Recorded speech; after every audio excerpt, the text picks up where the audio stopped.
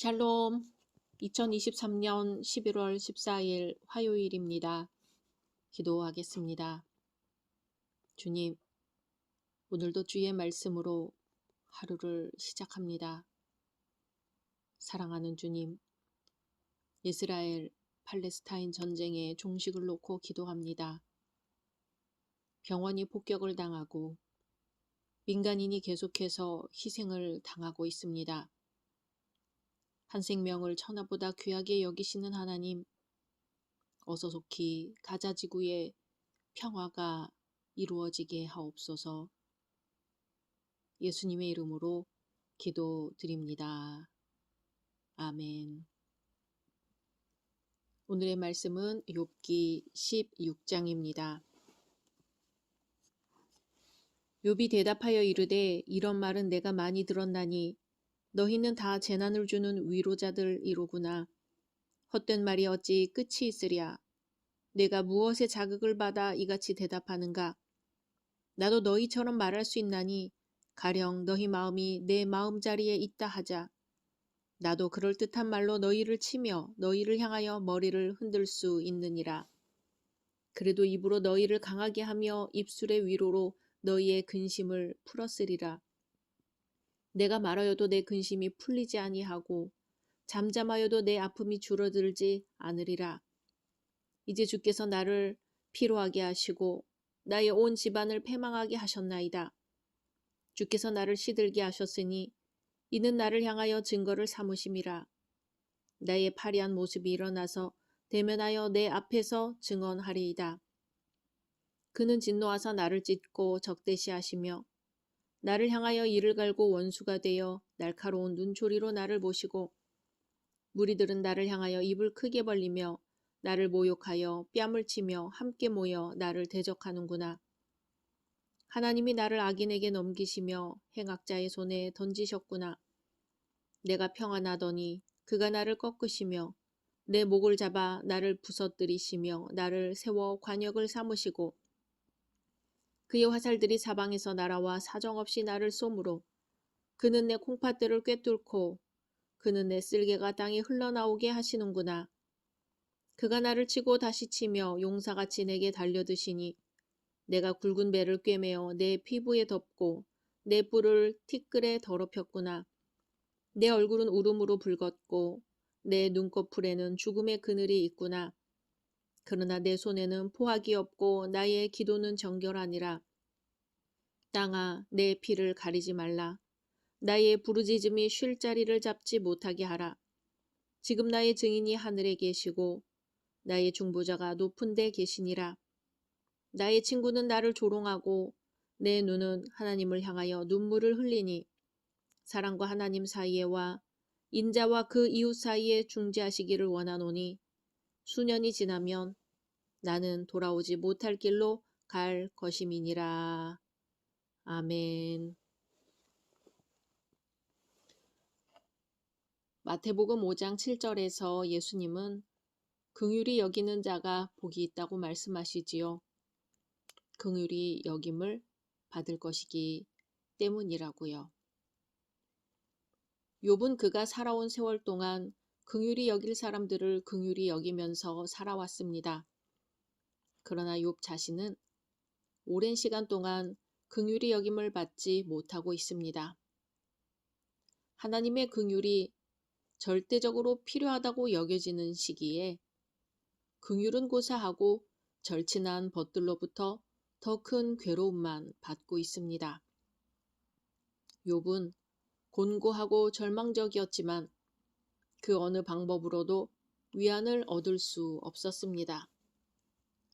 오늘 말씀을 통해 곤고한 사람들을 돌아보는 은총이 있기를 소망합니다. 욥의 곤고한 마음을 한번 들여다볼까요? 욥은 자기에게 임한 곤고에 대해 6절, 7절에서 말합니다. 내가 말하여도 내 근심이 풀리지 아니하고 잠잠하여도 내 아픔이 줄어들지 않으리라. 이제 주께서 나를 피로하게 하시고 나의 온 집안을 패망하게 하셨나이다 합니다. 정말 처절한 고백이지요. 하나님이 자신을 피로하게 하신다는 겁니다. 마음속이 근심이 가득하다는 겁니다. 그런데 욥은 그 고난의 원인을 알 수 없어요. 이유도 모른 채 고난당하는 것처럼 기가 막힌 것도 없지요. 친구들은 욥의 죄 때문에 그가 고난을 받는다고 주장합니다. 차라리 죄를 지어 그렇게 되었으면 할 말이라도 없었겠지요.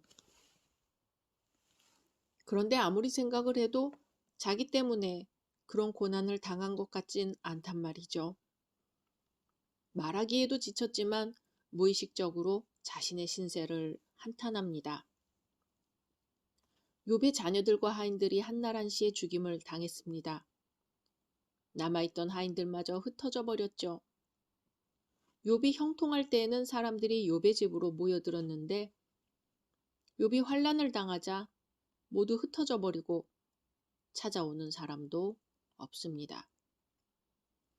욥은 병과 고통으로 쇠약하여 곤고합니다.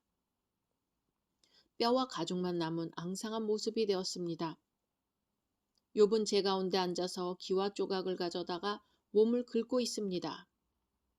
이 모습이 얼마나 기가 막히고 수치스러울까요? 욥의 모습은 살아있으나 도저히 사람의 모습이라 할 수 없는 것이었습니다. 시편 기자는 시편 22편에서 말하죠. 나는 벌레요 사람이 아니라 사람의 회방거리요 백성의 조롱거리니이다.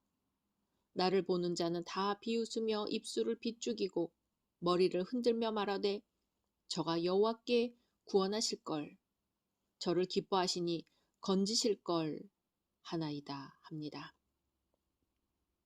이렇듯 욥의 모습은 참으로 처절합니다. 욥의 환난을 듣고 친구들이 찾아왔습니다. 위로하려고 왔지요. 친구들 보기에 욥의 모습은 이미 사람 같지 않습니다. 위로조차 할 수 없을 지경입니다. 그런데 이 친구들이 욥의 곤고함을 더하는 요인이 됩니다. 위로하러 온 친구들이 대적이 됩니다. 친구들이 대적이 되어 자신을 위협하고 놀라게 하고 무서운 눈으로 보고 분노를 표시합니다.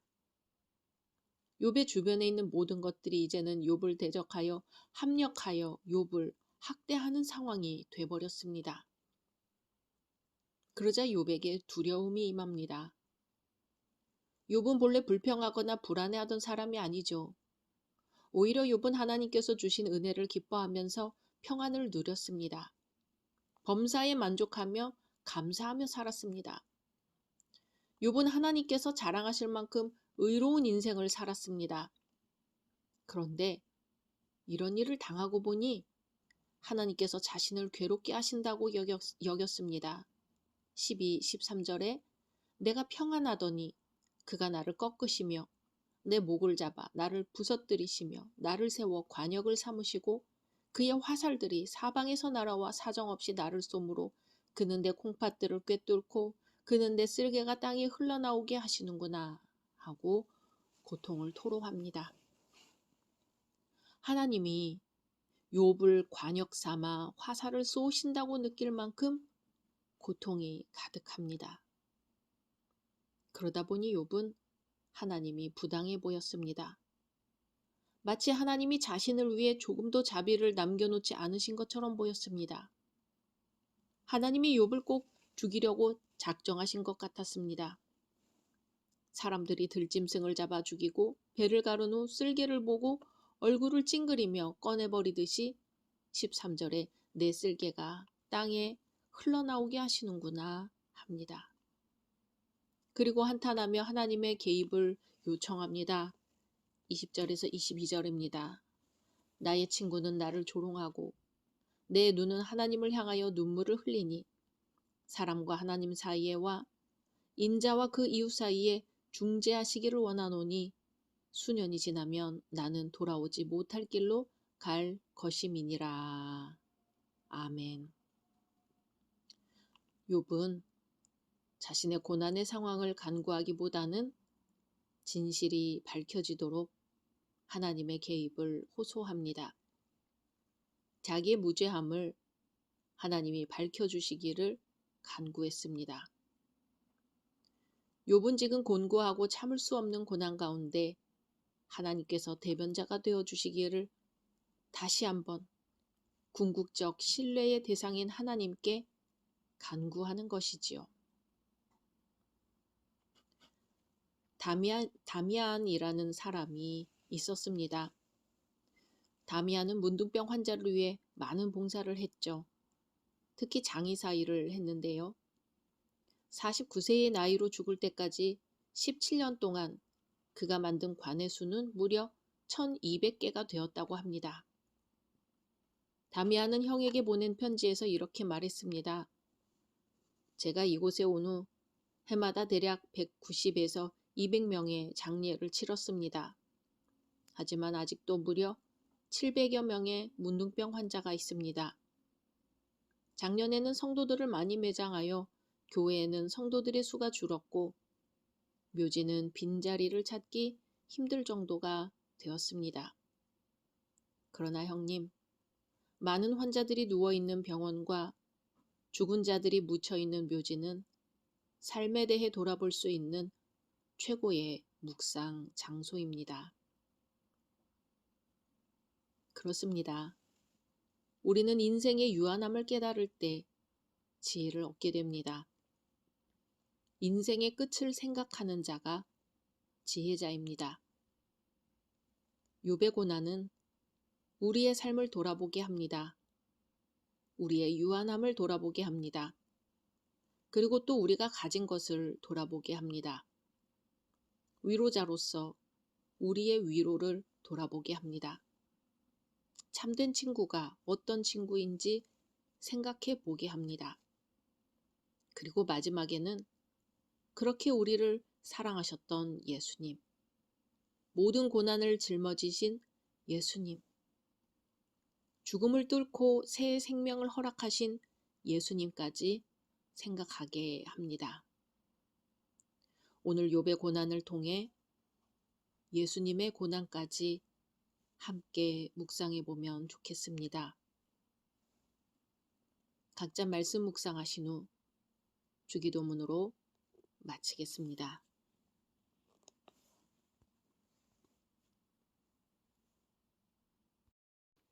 샬롬. 2023년 11월 15일 수요일입니다. 기도하겠습니다. 주님, 오늘도 주의 말씀으로 하루를 시작합니다. 사랑하는 주님, 서방교회의 대응은 팔레스타인 사람들을 실망시켰습니다. 어떤 교회들은 유혈 사태에 대한 신학적 정당성을 제공했고 또 다른 교회들은 침묵하고 있습니다. 정의와 자비의 편에 서서 목소리를 낸 교회는 소수에 불과했습니다. 그래서 팔레스타인 기독교인들은 서방교회가 회개하고 의로운 일을 행하는 법을 배우고 정의를 추구하며 억압받는 자들을 옹호하라고 촉구하는 공개 서한을 발표했습니다. 주님, 저희에게 정의를 분별할 지혜를 주옵소서. 주님, 저희가 고난당하는 자를 위하여 기도하게 하소서. 예수님의 이름으로 기도드립니다. 아멘. 오늘의 말씀은 욥기 17장입니다. 나의 기운이 쇠하였으며 나의 날이 다하였고 무덤이 나를 위하여 준비되었구나. 나를 조롱하는 자들이 나와 함께 있으므로 내 눈이 그들의 충동함을 항상 보는구나. 청하건대 나에게 담보물을 주소서. 나의 손을 잡아줄 자가 누구리이까? 주께서 그들의 마음을 가리어 깨닫지 못하게 하셨사오니 그들을 높이지 마소서. 보상을 얻으려고 친구를 비난하는 자는 그의 자손들의 눈이 멀게 되리라. 하나님이 나를 백성의 속담거리가 되게 하시니 그들이 내 얼굴에 침을 뱉는구나. 내 눈은 근심 때문에 어두워지고 나의 온 지체는 그림자 같구나. 정직한 자는 이로 말미암아 놀라고 죄 없는 자는 경건하지 못한 자 때문에 분을 내나니 그러므로 의인은 그 길을 꾸준히 가고 손이 깨끗한 자는 점점 힘을 얻느니라. 너희는 모두 다시 올지니라. 내가 너희 중에서 지혜자를 찾을 수 없느니라. 나의 날이 지나갔고 내 계획, 내 마음의 소원이 다 끊어졌구나. 그들은 밤으로 낮을 삼고 빛 앞에서 어둠이 가깝다 하는구나. 내가 스올이 내 집이 되기를 희망하여 내 침상을 흑암에 펴놓음에 무덤에게 너는 내 아버지라 구더기에게 너는 내 어머니 내 자매라 할지라도 나의 희망이 어디 있으며 나의 희망을 누가 보겠느냐. 우리가 흙 속에서 쉴 때에는 희망이 스올의 문으로 내려갈 뿐이니라. 아멘. 만약 우리가 고난을 당할 때에 긍휼히 여기면서 위로해 줄 사람이 있다면 우리는 행복한 사람일 것입니다. 진심으로 죄인을 용서하시고 긍휼히 여기시며 사랑하시는 분은 예수 그리스도입니다. 그러나 대부분의 사람들은 죄를 용서하기보다는 심판하려 합니다. 욥의 친구들도 더 이상 비참할 수 없는 처참한 상태에 있는 욥에게 긍휼을 베풀어 주기보다는 심판을 택합니다. 욥은 자신을 질책하며 저주하는 친구들 때문에 낙심이 이만저만 아닙니다. 결국 욥은 그의 억울함을 하나님께 호소하지요. 3절에 청하건대 나에게 담보물을 주소서 나의 손을 잡아줄 자가 누구리이까 합니다. 무슨 말입니까? 하나님께서 들으시고 하나님의 손으로 결정하신다는 것을 자신으로 하여금 확실하게 알게 해달라는 것이죠. 하나님께서 누군가를 택하셔서 이 문제를 해결하게 해달라는 것입니다. 욥은 친구들을 정죄하지 않고 하나님께 호소합니다. 3절을 표준 세번역에서는 주님께서 친히 내 보증이 되어 주십시오. 내 보증이 되실 분은 주님밖에는 아무도 없습니다. 라고 번역하고 있습니다. 이 말은 그리스도께서 내 보증인이 되시면 그리스도께서 하나님께 내 일을 호소하고 나를 변호해 주시면 누가 감히 나와 겨루겠습니까? 그리스도가 나를 위하시면 누가 나를 대적하리이까? 라는 로마서 8장의 말씀과 동일한 의미입니다. 존경받던 욥은 순식간에 조롱받는 처지가 되었습니다. 6절 7절에 하나님이 나를 백성의 속담거리가 되게 하시니 그들이 내 얼굴에 침을 뱉는구나. 내 눈은 근심 때문에 어두워지고 나의 온 지체는 그림자 같구나. 아멘. 욥은 많은 백성들의 이야기거리가 되었습니다. 욥이 백성들의 화제가 되고 웃음거리가 되며 주목받는 인물이 되었습니다. 욥이 번영할 때는 그들이 모든 사람들의 사랑을 받는 자로서 욥을 기뻐하더니 욥에게 고난이 임하자 욥은 사람들의 비난을 받는 자가 된 것입니다. 부귀한 자들을 존경하던 사람들은 그들이 빈곤해질 때는 그들을 멸시하는 것이 일상적인 일이지요. 그들은 사람을 존경한 것이 아니라 부귀를 존경했기 때문입니다. 욥은 사람들의 조롱과 수치심, 절망감으로 근심이 가득했습니다. 그래서 욥은 7절에 내 눈은 근심 때문에 어두워지고 라고 합니다. 이 세상 근심은 이처럼 어두움과 육신의 질병, 심지어는 죽음을 초래합니다. 욥은 매우 근심했으므로 이왕 악창으로 고통받던 차에 더욱 몸이 마르게 되었고 뼈와 가죽만 남은 앙상한 몰골이 되었습니다. 긍휼히 여기는 자가 복이 있습니다. 욥의 친구들은 욥을 긍휼히 여기지 못했습니다. 어디 욥의 친구들 뿐일까요? 우리 인생을 진심으로 긍휼히 여길 수 있는 분은 주님 한 분뿐일 것입니다. 우리 인생들은 주님의 긍휼히 여기시는 은혜를 힘입어 구원을 얻을 수 있게 되었습니다. 그리고 그 은혜로 천국을 유업으로 받을 수 있는 소망을 얻게 되었습니다. 우리가 주님처럼 환난당하는 자들을, 이웃들을 긍휼히 여길 수 있다면 우리 주님은 정말 기뻐하실 것 같습니다. 옛날에 수도사 한 사람이 숲을 속을 지나가다가 까마귀가 쥐를 잡아먹으려는 걸 발견했습니다. 그것을 보니 문득 쥐가 불쌍한 생각이 들었죠. 그래서 수도사는 까마귀를 쫓아버리고 쥐를 살려주었습니다.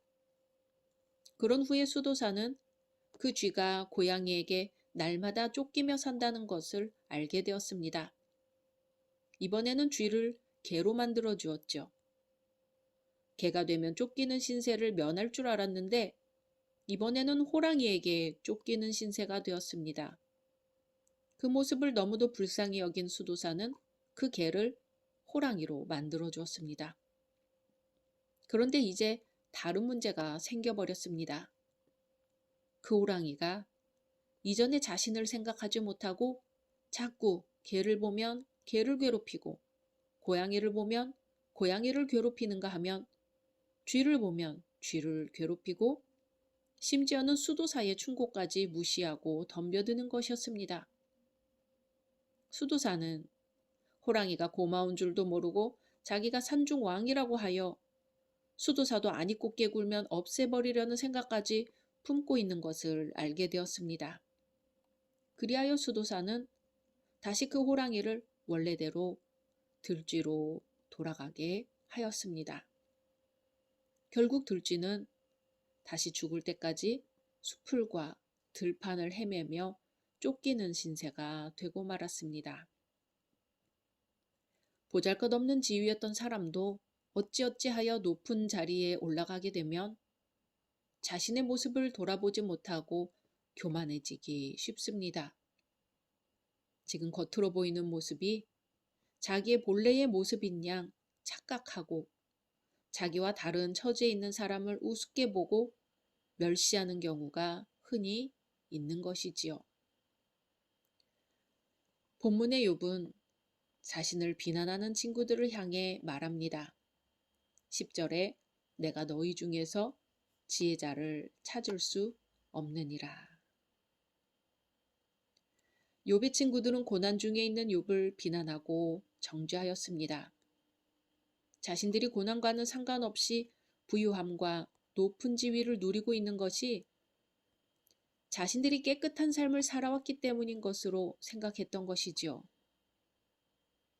지혜가 있기는커녕 어리석게도 교만한 마음을 가졌던 것입니다. 마치 그들은 자신의 지위와 부가 높고 풍요로운 만큼 자신들의 생각과 행동도 당당한 것으로 생각했던 것이죠. 교만한 사람은 결코 지혜로울 수 없습니다. 자신의 있는 그대로를 보지 못하고 자신이 쓰고 있는 허울이 바로 자신인 양 착각함으로써 이미 진실을 보는 눈을 잃어버렸기 때문입니다. 자신이 들쥐였던 것을 생각하지 못하고 개와 고양이를 괴롭히고 심지어는 자신을 그 모습으로 있게 한 수도사까지 무시하였던 들쥐의 교만은 어리석음에서 비롯된 것이지요. 욥의 말처럼 참 지혜자를 찾기 어려운 세상입니다. 저마다 자기가 옳다고 주장하고 자기의 생각만이 정당한 것처럼 이야기하지만 정말 지혜로운 사람은 찾기 어렵습니다. 참 지혜는 하나님을 아는 것에서부터 시작됩니다. 하나님을 알고 상대적으로 불완전하고 모자라기 이를 데 없는 자신을 발견하는 것에서부터 지혜가 시작됩니다. 자기 자신조차도 제대로 알기 어렵고 자기 자신조차도 제대로 다스릴 수 없는 자신의 모습, 그러한 스스로의 부족함을 아는 것에서 지혜가 시작됩니다. 지혜로운 사람이 어떻게 그렇게 모든 일에 옳고 모든 일에 자신 있을 수 있을까요? 그것은 모순입니다. 예수 그리스도는 하나님의 지혜로 이 땅에 오셨습니다. 어리석음에서 벗어나려면, 참 지혜를 붙잡으려면 지혜이신 예수 그리스도를 더욱 알아가는 수밖에 없습니다. 지혜이신 예수님과 동행하는 오늘 되시기를 소망합니다. 각자 말씀 묵상하신 후 주기도문으로 마치겠습니다.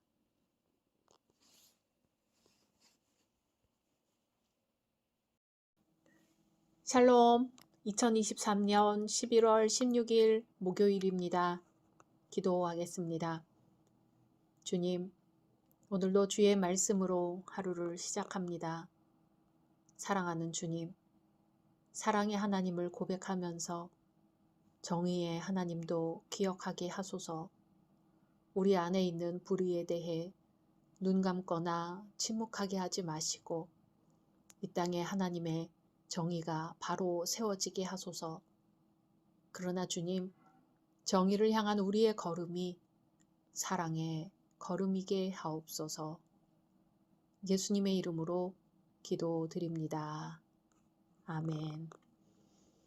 오늘의 말씀은 욥기 18장입니다. 수아 사람 빌닷이 대답하여 이르되 너희가 어느 때에 가서 말의 끝을 맺겠느냐? 깨달으라. 그 후에야 우리가 말하리라. 어찌하여 우리를 짐승으로 여기며 부정하게 보느냐? 울분을 터뜨리며 자기 자신을 찢는 사람아, 너 때문에 땅이 버림을 받겠느냐? 바위가 그 자리에서 옮겨지겠느냐? 악인의 빛은 꺼지고 그의 불꽃은 빛나지 않을 것이요. 그의 장막 안의 빛은 어두워지고 그 위의 등불은 꺼질 것이요. 그의 활기찬 걸음이 피곤하여지고 그가 마련한 꾀에 스스로 빠질 것이니 이는 그의 발이 그물에 빠지고 올가미에 걸려들며 그의 발 뒤꿈치는 덫에 치이고 그의 몸은 올무에 얽힐 것이며 그를 잡을 덫이 땅에 숨겨져 있고 그를 빠뜨릴 함정이 길목에 있으며 무서운 것이 사방에서 그를 놀라게 하고 그 뒤를 쫓아갈 것이며 그의 힘은 기근으로 말미암아 쇠하고 그 곁에는 재앙이 기다릴 것이며 질병이 그의 피부를 삼키리니 곧 사망의 장자가 그의 지체를 먹을 것이며 그가 의지하던 것들이 장막에서 뽑히며 그는 공포의 왕에게로 잡혀가고 그에게 속하지 않은 자가 그의 장막에 거하리니 유황이 그의 처소에 뿌려질 것이며 밑으로 그의 뿌리가 마르고 위로는 그의 가지가 시들 것이며 그를 기념함이 땅에서 사라지고 거리에서는 그의 이름이 전해지지 않을 것이며 그는 광명으로부터 흑암으로 쫓겨 들어가며 세상에서 쫓겨날 것이며 그는 그의 백성 가운데 후손도 없고 후예도 없을 것이며 그가 거하던 곳에는 남은 자가 한 사람도 없을 것이라. 그의 운명에 서쪽에서 오는 자와 동쪽에서 오는 자가 깜짝 놀라리라.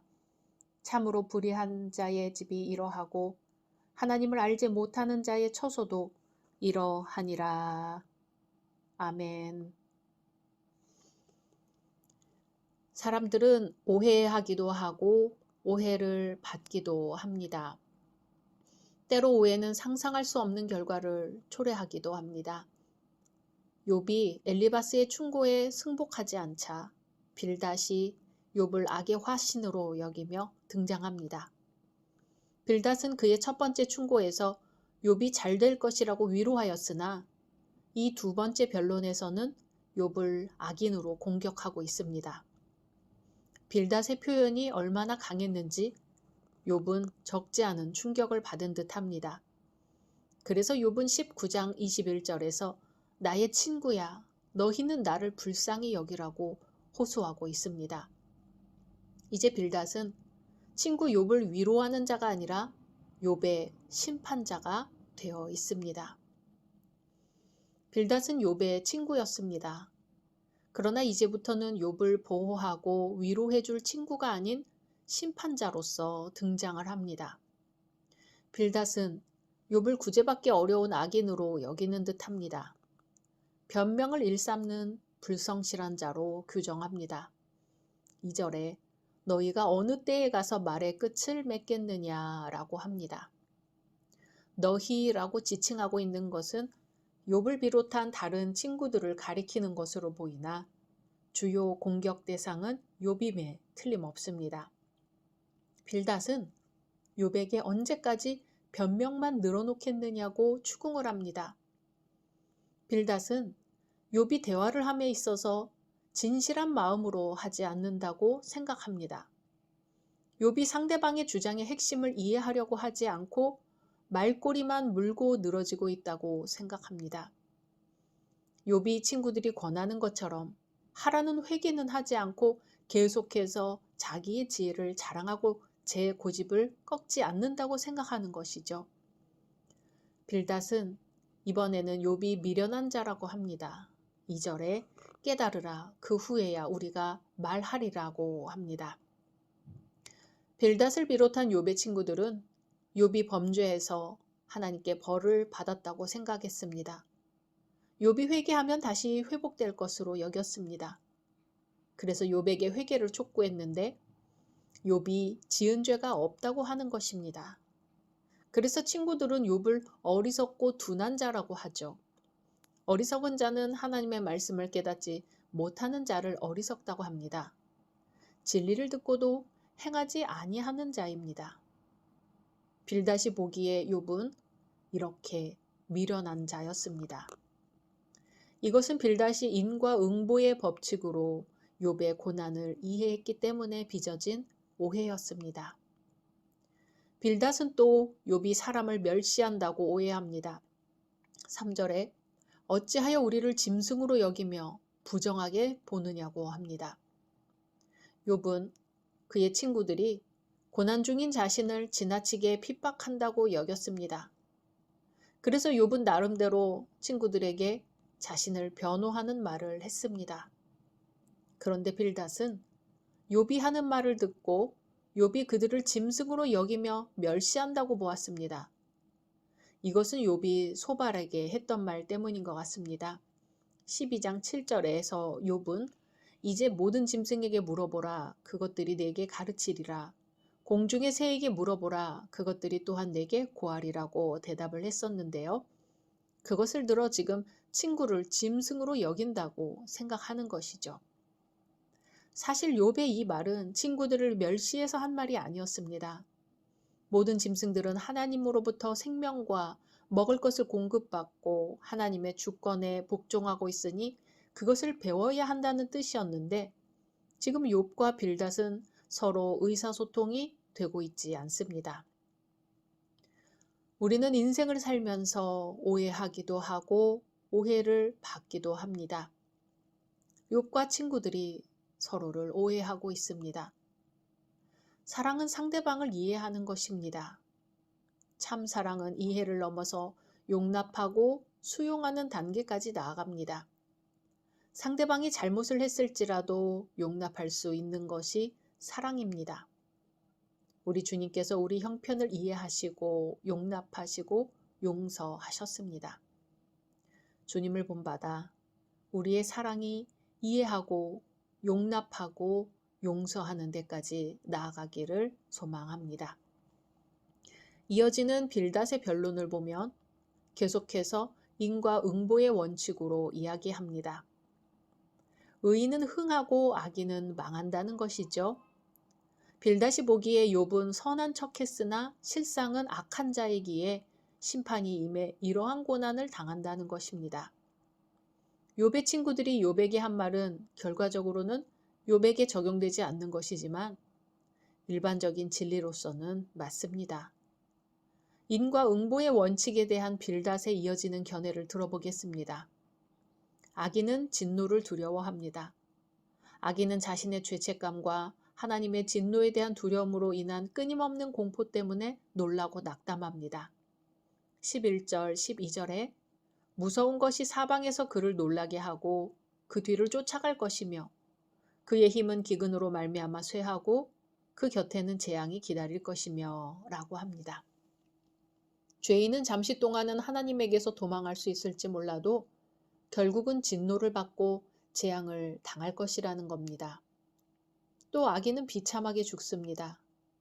죽음은 모든 두려움의 왕입니다.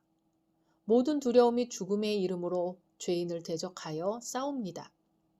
악인은 그의 가족까지 망하고 죽임을 당합니다. 하나님의 진노와 저주가 그의 머리와 가슴뿐만 아니라 그 집에도 임하여 그들과 함께 그 나무와 그 돌까지 살라버립니다. 죽음은 그의 장막에 거하고 그를 쫓아낸 후에는 그 집까지 차지할 것입니다. 그리고 온갖 두려움과 멸망만을 남겨다 줄 것입니다. 빌닷이 진술한 변론을 통해 우리는 악인의 삶이 형통하고 번영할지라도 이는 영원한 것이 아닌 불꽃이나 등불과 같이 금세 꺼져 영원히 사라질 것에 불과하다는 걸 깨달을 수 있습니다. 공의로우신 하나님께서는 심판자가 되셔서 장차 심판의 날에 각자의 행위대로 보응을 하신다는 것이죠. 빌닷의 말은 옳습니다. 또한 진리입니다.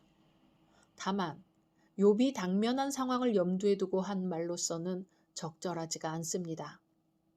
13절에는 사망의 장자라는 표현을 썼는데 치명적이고 참혹한 질병을 뜻하는 의인법적인 묘사입니다. 빌닷은 욥에게 닥친 끔찍한 질병에 대해 이러한 묘사를 했습니다.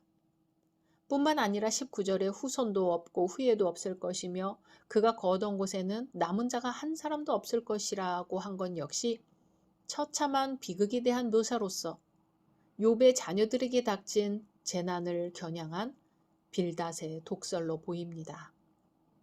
이러한 사실로 볼 때 빌닷은 욥에게 닥친 재난을 악인이 당할 징벌과 동일 선상에 놓음으로써 결국은 욥이 불의한 자요 악인이라는 것을 강조하려고 한 것을 알 수 있습니다. 그래서 빌닷은 자신의 변론 21절에 참으로 불의한 자의 집이 이러하다라는 결론으로 마치고 있습니다. 오늘 본문에서 우리는 빌닷이 욥이 한 말의 진실성이나 상황을 이해하지 않고 오히려 격분함으로 비난을 일삼는 것을 보게 됩니다. 성도는 듣기는 속히 하되 말하기나 성내기는 더디해야 하고 하나님의 뜻을 분별하여 도움의 말을 해야 한다는 것을 오늘 말씀에서 깨달을 수 있습니다. 주님께서 오늘 우리에게 이러한 분별의 은사를 허락해 주시기를 소망합니다. 각자 말씀 묵상하신 후 주기도문으로 마치겠습니다.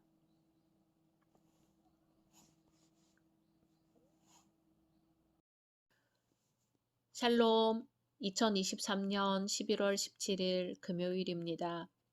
기도하겠습니다. 주님, 오늘도 주의 말씀으로 하루를 시작합니다. 사랑하는 주님, 12년의 긴 시간의 학업을 마치고 최종 시험을 본 학생들의 마음이 되어봅니다. 허탈함과 아쉬움과 후련함과 안도감이 있을까요? 주님, 최종 시험을 치른 그 학생들과 같이 저희도 오늘이 단 한 번 있을 최후의 날인 것처럼 최후의 주님 앞에 선 자처럼 살아내게 하소서. 예수님의 이름으로 기도드립니다. 아멘. 오늘의 말씀은 욥기 19장입니다. 욥이 대답하여 이르되 너희가 내 마음을 괴롭히며 말로 나를 짓부수기를 어느 때까지 하겠느냐. 너희가 10번이나 나를 학대하고도 부끄러워 아니하는구나. 비록 내게 허물이 있다 할지라도 그 허물이 내게만 있느냐. 너희가 참으로 나를 향하여 자만하며 내게 수치스러운 행위가 있다고 증언하려면 하려니와 하나님이 나를 억울하게 하시고 자기 그물로 나를 애워싸신 줄을 알아야 할지니라. 내가 폭행을 당한다고 부르짖으나 응답이 없고 도움을 간구하였으나 정의가 없구나. 그가 내 길을 막아 지나가지 못하게 하시고 내 앞길에 어둠을 두셨으며 나의 영광을 거두어 가시며 나의 관모를 머리에서 벗기시고 사면으로 나를 헐으시니 나는 죽었구나. 내 희망을 나무 뽑듯 뽑으시고 나를 향하여 진노하시고 원수같이 보시는구나. 그 군대가 일제히 나와서 길을 도두고 나를 치며 내 장막을 둘러 진을 쳤구나. 나의 형제들이 나를 멀리 떠나게 하시니 나를 아는 모든 사람이 내게 낯선 사람이 되었구나. 내 친척은 나를 버렸으며 가까운 친지들은 나를 잊었구나.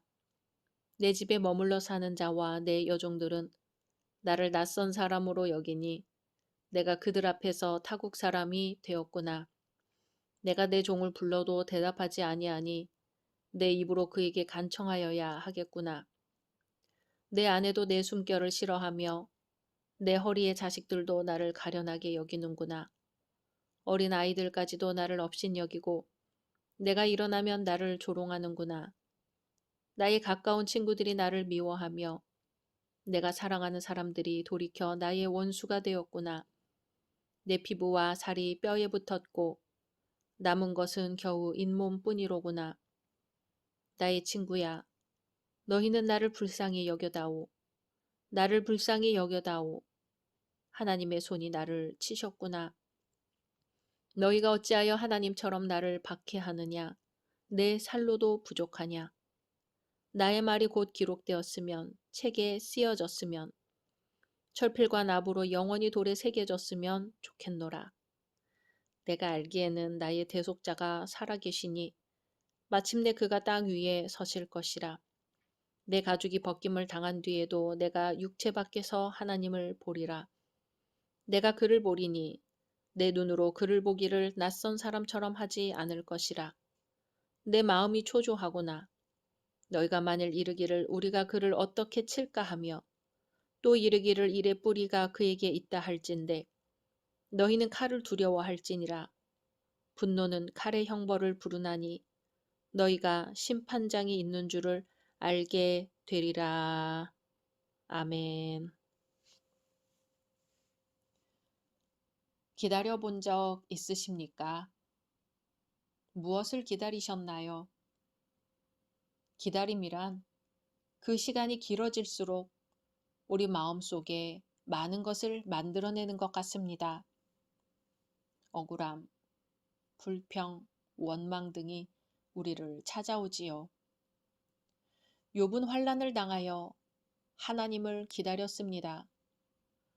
하나님의 개입을 간절히 기다렸습니다.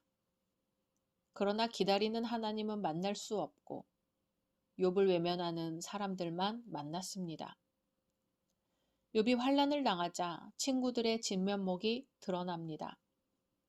친구들이 낯선 사람이 됩니다. 욥이 번영했을 때는 친척임을 주장했던 자들이 이제는 그를 떠나버렸습니다. 절친한 친구였던 이들이 이제는 작은 친절도 베풀려고 하지 않습니다. 예전에 베푼 욥의 우정을 잊었고 지금 욥의 비참함을 외면해 버렸습니다. 오히려 혐오하기까지 합니다. 그들은 될 수 있는 한 욥과 멀리하려 합니다. 욥과 친구라는 사실이 부담스러워졌습니다. 욥은 환난으로 말미암아 가난해졌고 친구들을 환대해 줄 수 없었고 비참한 몰골이 되어 있었습니다. 욥이 사랑했던 사람들은 낯선 사람들보다도 더 낯선 사람들이 되어 욥에게서 돌아서 버렸습니다.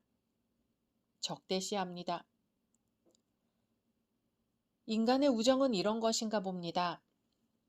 참된 애정이 있는 듯 했으나 어려움을 당하자 그 진면목이 드러납니다.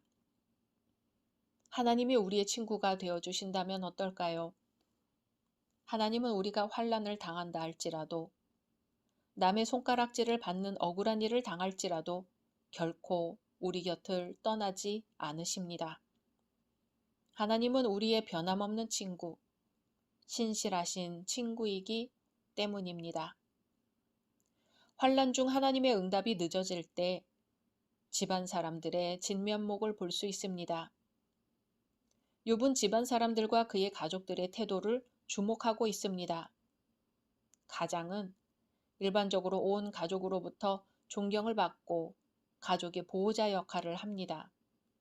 육신적으로, 정신적으로 연약해질 때는 더욱 보호를 받게 되지요. 그러나 불쌍한 욥은 환난을 당하자 가족으로부터 학대를 받습니다. 그의 가장 나쁜 적들 가운데 몇 명은 그의 집안 사람들이었습니다. 욥은 자손들에 대해서는 언급하지 않습니다. 모두 죽었기 때문입니다. 그러나 생존해 있는 친척들은 욥에게 불친절했습니다. 그의 종들이 그를 무시했습니다. 15절에 내 집에 머물러 사는 자와 내 여종들은 나를 낯선 사람으로 여기니 내가 그들 앞에서 타국 사람이 되었구나 합니다. 16절에서는 내가 내 종을 불러도 대답하지 아니하니 내 입으로 그에게 간청하여야 하겠구나 합니다. 주인이 불러도 못 들은 척하고 무엇을 물어도 거만하게 대하는 것이죠. 욥은 그들에게 선한 주인이었습니다. 그러나 욥이 극한 상황에 처하자 그들은 이제 욥을 무례하게 대하고 멸시합니다. 욥은 지금 병석에 있으면서도 그들을 괴롭히지 않았고 또 권세를 사용하지도 않았습니다. 그리고 그가 강권적으로 명령할 권한이 있을 때에도 입으로 그의 종들에게 부드럽게 청했습니다. 그러나 욥의 집안 사람들은 욥을 정중히 대하지 않았고 친절하거나 공정하게 대하지도 않았습니다. 욥이 고통 중에 있을 때 그의 종들까지도 무시하는 것이 욥을 더욱 슬프게 했습니다. 가족들은 어땠을까요? 모든 사람들이 그를 버릴지라도 그의 아내는 한결같기를 기대할 것입니다. 그러나 그렇지 못했습니다. 욥의 아내는 욥이 환난을 당하자 욥에게 하나님을 저주하고 죽으라고 했습니다. 욥은 아내마저도 자신의 숨결을 싫어한다고 한탄합니다. 아이들마저도 욥을 업신여기고 욥이 일어나면 조롱합니다. 욥은 몸이 점점 쇠해지고 있습니다. 육신의 힘과 아름다움은 멀리 사라진 지 오래입니다. 욥이 만약 건강했더라면, 만약 평안했더라면 그 모든 멸시를 견디기는 훨씬 쉬웠을 것입니다. 그러나 환난을 당한 욥은 사랑하는 가족들이, 사랑하는 친척들이, 사랑하는 친구들이 자신을 비난하고 업신여기는 언행을 감당하기가 너무나 어려웠습니다. 욥은 친구들에게 자신을 불쌍히 여겨달라고 간청합니다. 사실 욥 주변의 사람들은 욥을 불쌍히 여겼어야 합니다. 그러나 무슨 일인지 욥을 무시하고 멸시하고 멀리합니다. 우리 주님이 그러셨겠지요. 사랑하던 제자들에게서, 사랑하던 가족들에게서, 사랑하던 무리들에게서 외면받고 모른 척 당하고 십자가에 못 박으라는 소리를 들어야 했을 때 그 가슴이 얼마나 미어지며 고통스러우셨을까요?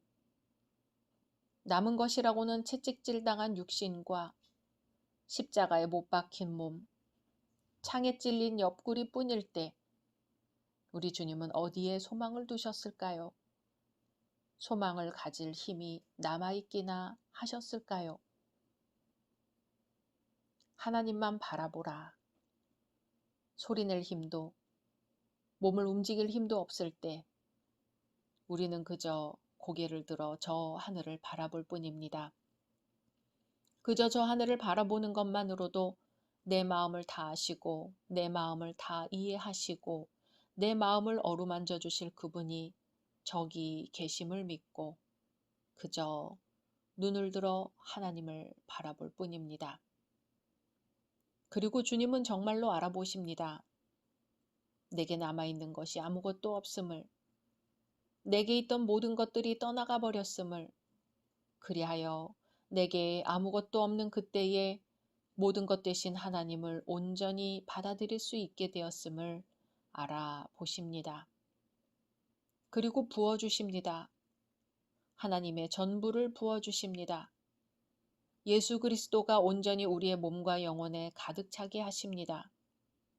그리하여 예수 그리스도 안에서 하나님과 우리가 하나가 되게 하십니다.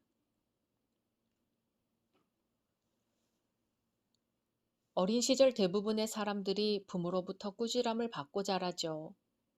별것 아닌 일로 다툰다고, 혼나고, 너무 시끄럽다고, 혼나고, 장난이 너무 심하다고 혼이 납니다. 그런데 한 형제가 부모에게서 크게 혼이 나고 있는데 그것을 아무렇지도 않게 생각하고 제 할 일만 하는 아이가 또 부모에게 야단을 맞습니다. 그 아이는 자기는 분명 잘못한 것이 없는데 왜 부모로부터 혼이 나는지 이해할 수가 없습니다.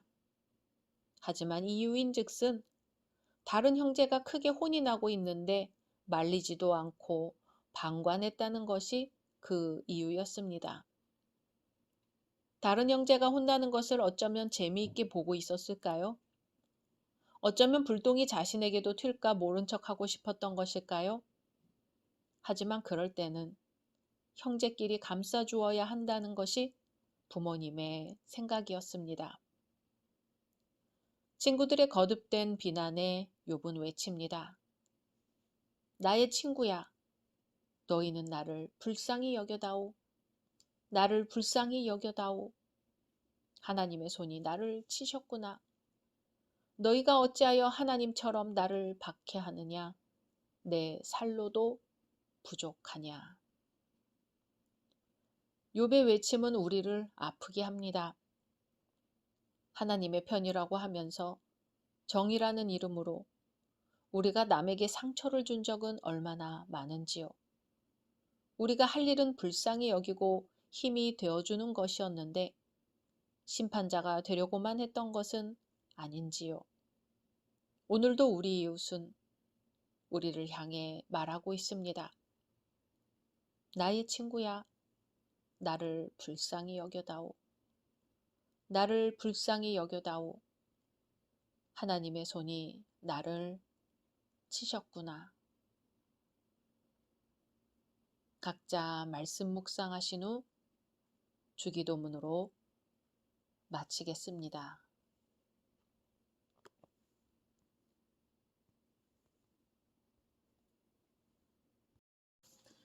샬롬. 2023년 11월 18일 토요일입니다.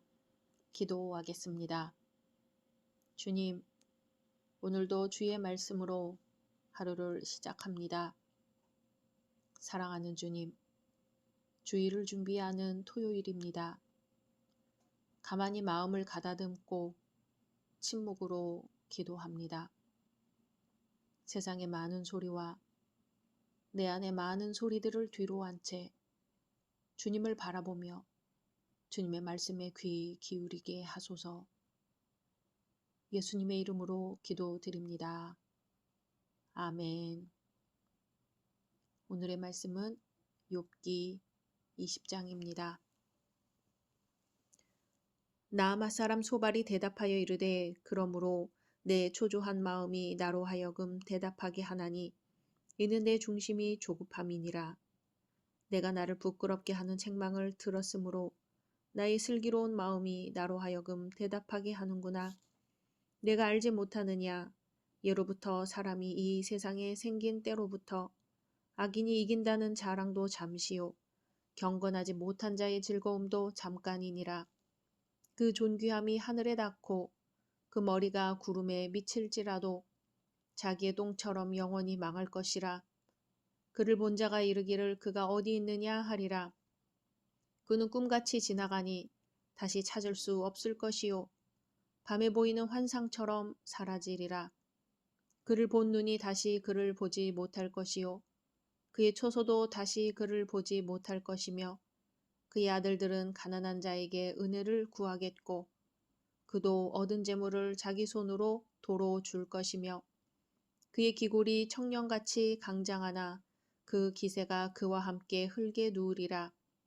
그는 비록 악을 달게 여겨 혀 밑에 감추며 아껴서 버리지 아니하고 입천장에 물고 있을지라도 그의 음식이 창자 속에서 변하며 뱃속에서 독사의 쓸개가 되느니라.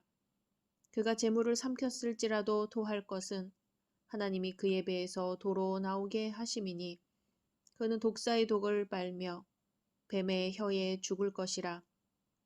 그는 곧 꿀과 엉긴 젖이 흐르는 강을 보지 못할 것이요 수고하여 얻은 것을 삼키지 못하고 돌려주며 매매하여 얻은 재물로 즐거움을 삼지 못하리니 이는 그가 가난한 자를 학대하고 버렸음이요 자기가 세우지 않은 집을 빼앗음이니라.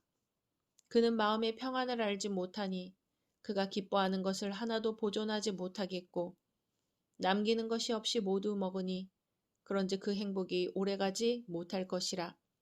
풍족할 때에도 괴로움이 이르리니 모든 재난을 주는 자의 손이 그에게 임하리라.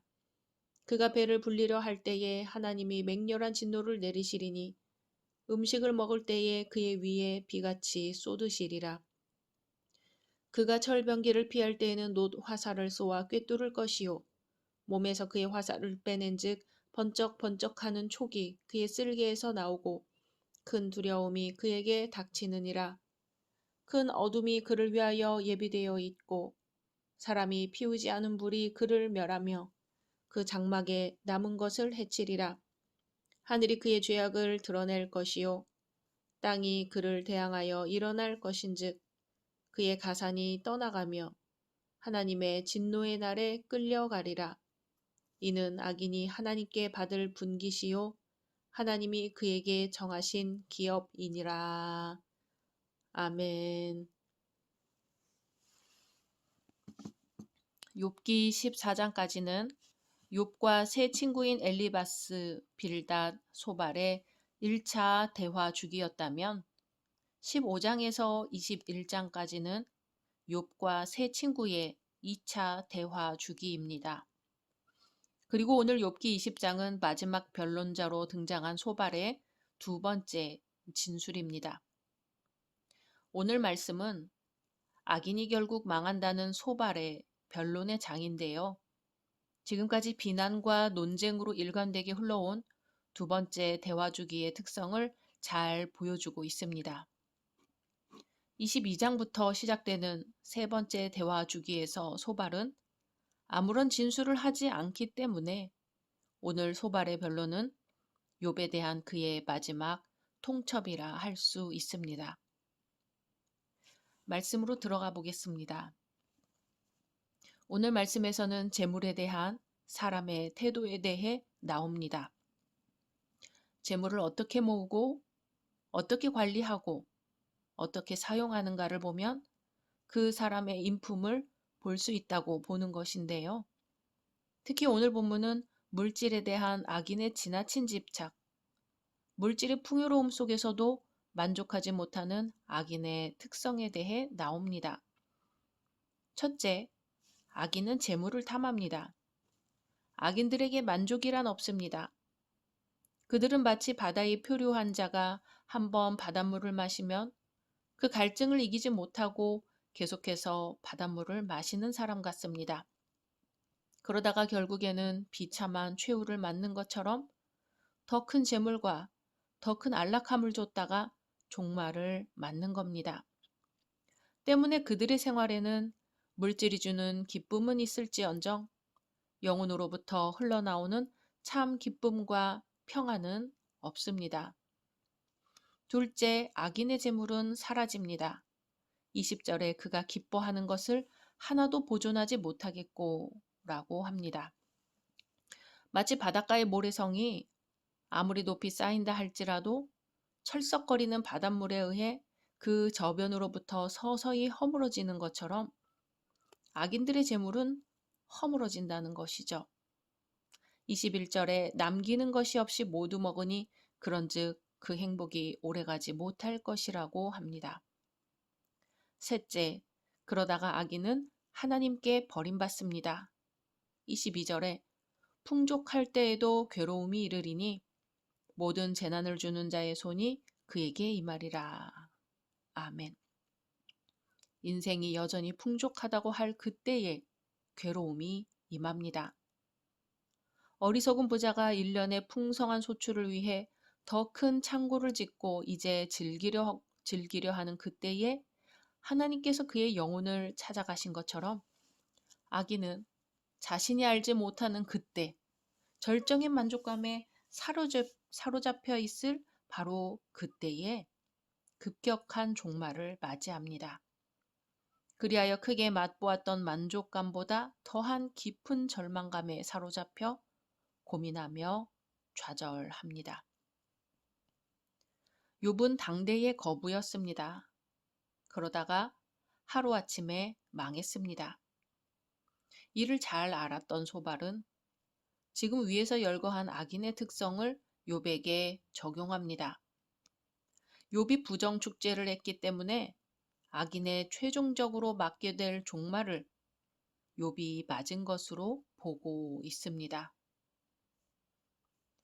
왜곡이란 어떤 사실을 실제와 다르게 거짓되이 바꾸거나 고치는 것을 뜻합니다. 사실과 다르게 표현해서 다른 인식을 갖게 하는 것이 왜곡이죠.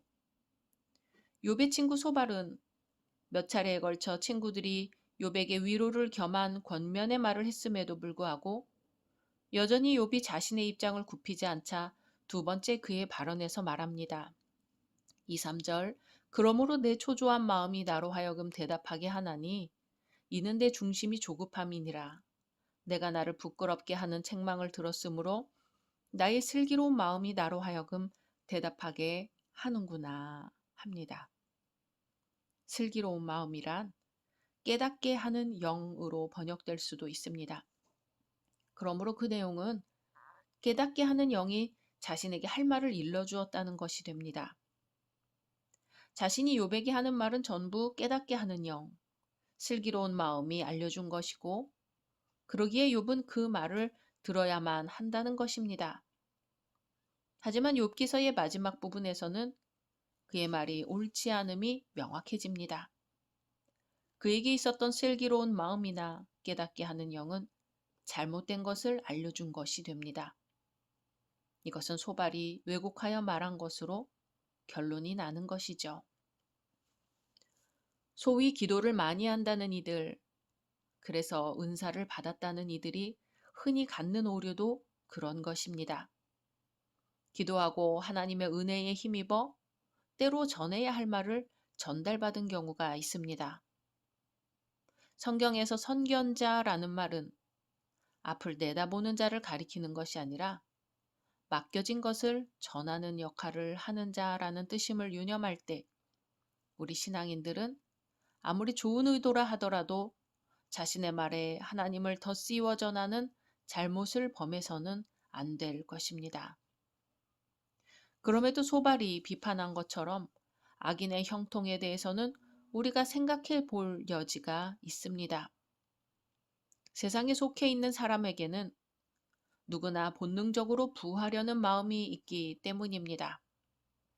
성도는 물질의 부요보다는 하나님이 주시는 부요함으로 살아야 합니다. 디모데전서 6장 9절에 부하려 하는 자들은 시험과 올무와 여러 가지 어리석고 해로운 정욕에 떨어지나니 곧 사람으로 침륜과 멸망에 빠지게 하는 것이라고 합니다. 물질의 부요보다는 하나님 나라로 부요하기 위해서 믿음이 풍성해져야 합니다. 악인의 형통을 부러워하기보다는 오늘 우리가 하루하루의 삶 속에 얼마나 천국 보화를 쌓으며 살아가고 있는지 돌아봐야 하는 것이죠. 사랑하는 자여, 내 영혼이 잘됨 같이 내가 범사에 잘되고 강건하기를 내가 간구하노라는 요한 3서의 말씀과 같이 우리는 무엇보다도 우리의 영혼이 잘되기를 먼저 구해야 할 것이며 그리하여 자연스럽게 이어지는 범사의 축복, 건강의 축복을 누리기를 소원해야 할 것입니다. 오직 예수, 성부와 성자와 성령께서 오늘 우리와 동행하시고 우리의 영혼에 복 내려주시기를 소망합니다. 각자 말씀 묵상하신 후 주기도문으로 마치겠습니다.